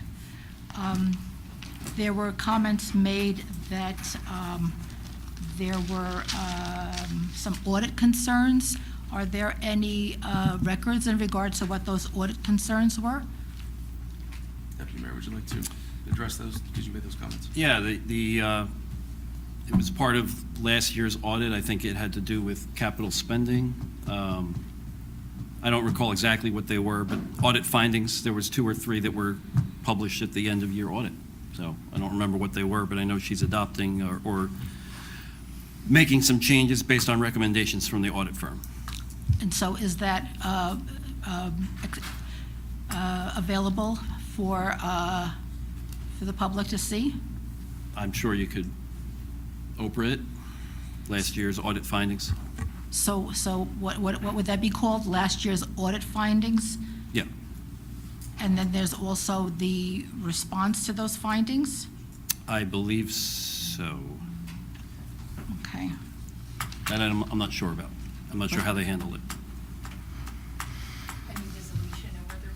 Is that the question? So Sorry. every year, I'll It's answer. in my it inbox quick. somewhere. So every year, the audit, you have an audit that gets done for the finance office, and they have any areas of they feel that may need to be addressed. In processes, they will make recommendations to the office to do so, and that's kind of what we're talking about here, just changes in processes and how things are possibly recorded in different columns. It's not anything that would be considered egregious or on purpose. It's just they feel better accounting practices, in a nutshell, is what it is. Okay. And audit findings are usually presented or coordinated with the client. So before an audit is finalized, they have a plan going forward for how the findings will eventually be implemented or mitigated or rectified. Okay. And all of that is available through Oprah? Yes. So what caused the difference between the original budget and the amended budget? Is that, what's the difference in that? It's like around $1 million difference? Well, what kind of drove the horse a little bit is that in our capital, we had some things come up that we had to address that we had not put in our capital. For example, our front door to the municipal building, we were hoping to do next year, but it had become very apparent that it is a safety hazard and it's falling off and needed to be addressed this year, and that was $200,000 repair. There were also the Public Works, there was a lawnmower for $90,000 that wasn't in the original one, that became apparent that we needed to have it. So since we were adding some money into the capital anyway, we figured we might as well just continue with the mayor's, I was going to get there, with the mayor's directive is for Public Works, safety, and infrastructure. We also allocated $300,000 for replacement of police cars. So there's $500,000 and $600,000 just there.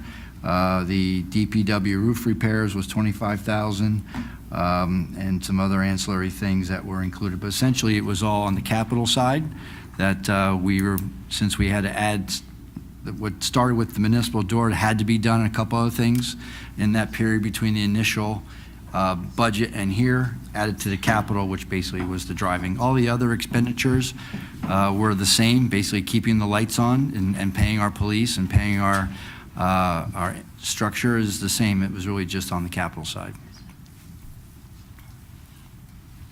Okay. Okay. I think it was very important to hear what the Hillsborough debt is as a Hillsborough property owner and Hillsborough taxpayer.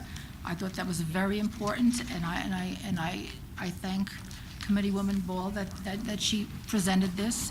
And when things are discussed here, I find it very egregious when committeemen are nasty to one another, because that was very important for the public to hear. This is the budget.